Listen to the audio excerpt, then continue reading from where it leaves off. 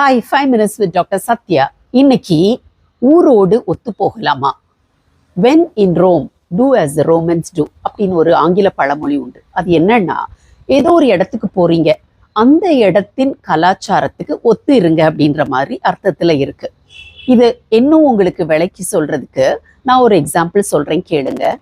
இப்போ ஒரு 15 கேர்ள்ஸ் இருக்காங்க, அவங்க ஒரு கெட் டுகெதர் பண்ணணும்னு நினைக்கிறாங்க. ஸோ இடத்த சூஸ் பண்ணிட்டாங்க, என்னென்ன சாப்பாடு அரேஞ்ச் பண்ணணும் எல்லாமே பிளான் பண்ணியாச்சு.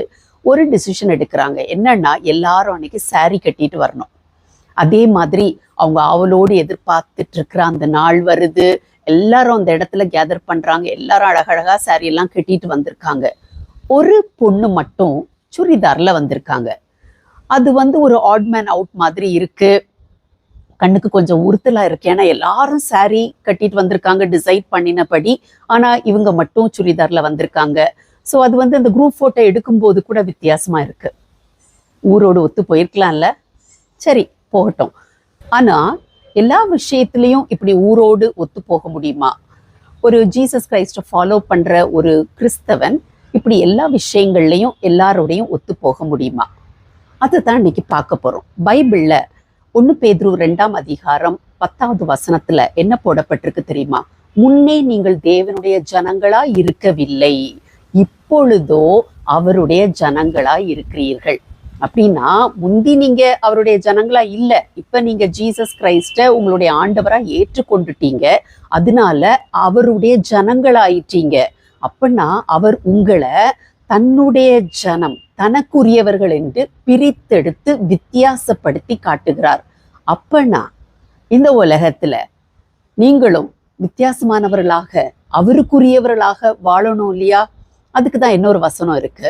1 பேதுரு 1ஆம் அதிகாரம் 15வது வசனத்துல, உங்களை அழைத்தவர் பரிசுத்தராய் இருக்கிறது போல நீங்களும் உங்கள் நடக்கைகள் எல்லாவற்றிலேயும் பரிசுத்தராய் இருங்கள் அப்படின்ட்டு. அப்பனா நான் எப்படி வேணா வாழ்வேன், ஊரோட சேர்ந்து எப்படி வேணா இருப்பேன் அப்படின்னு சொல்லிட்டு இருக்க முடியாதுல்ல. பாருங்க, இந்த தாமரை இலையை நீங்க எல்லாம் பார்த்துருப்பீங்க. அழகா அந்த குளத்துல எல்லாம் அழகா இருக்கும் பார்க்கறதுக்கே. அது மேல தண்ணி படும்போது அந்த தண்ணி அப்படியே உருண்டு உருண்டு போயிடும்.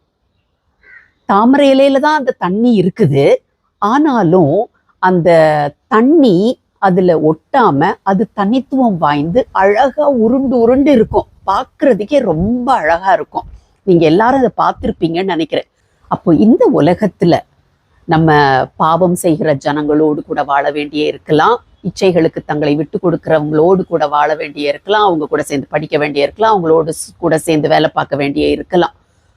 அப்படி இருந்தாலும் அவங்களுடைய பாவ செயல்கள் நம் மீது ஒட்டாதபடி, நம்மளை இன்ஃப்ளூயன்ஸ் பண்ணாதபடி அவங்க மத்தியில நம்ம எப்படி வாழணும்? தாமரை இலை தண்ணீர் போல வாழணும், தனித்துவம் வாய்ந்தவர்களாக நம்ம வாழணும். இன்னொரு எக்ஸாம்பிள் கூட நான் உங்களுக்கு சொல்ல முடியும். இந்த வாத்து பார்த்துருக்கீங்களா? வாத்து, சரி, இந்த வாத்து அப்படி அழகா தண்ணியிலலாம் நீந்தும், தண்ணியில தலைய உள்ளுக்கு போட்டெல்லாம் நீந்தும் அது. ஆனா அது கரைக்கு வந்த உடனே பார்த்தீங்கன்னா அப்படி ஒரு உதறும் உடம்ப. உதறுனா தண்ணி எல்லாம் அப்படி போயிடுது, அப்படி உருண்டு உருண்டு போயிடுது. இதுக்கு மாறா நீங்க ஒரு கோழி எடுத்துக்கோங்களேன், அந்த கோழிக்கு மேல ஒரு பக்கெட் தண்ணியை ஊத்துங்க, பக்கெட்டில் ஒரு டம்ளர் தண்ணியே ஊத்துங்களேன், அந்த தண்ணி எல்லாம் அது மேல பட்டு அந்த இறகுகள் எல்லாம் அதுக்கு சரீரத்தோடு ஒட்டி அந்த கோழி விட நடுங்கிக்கிட்டே நிற்கும். ஆனா வாத்து அப்படி இல்லை.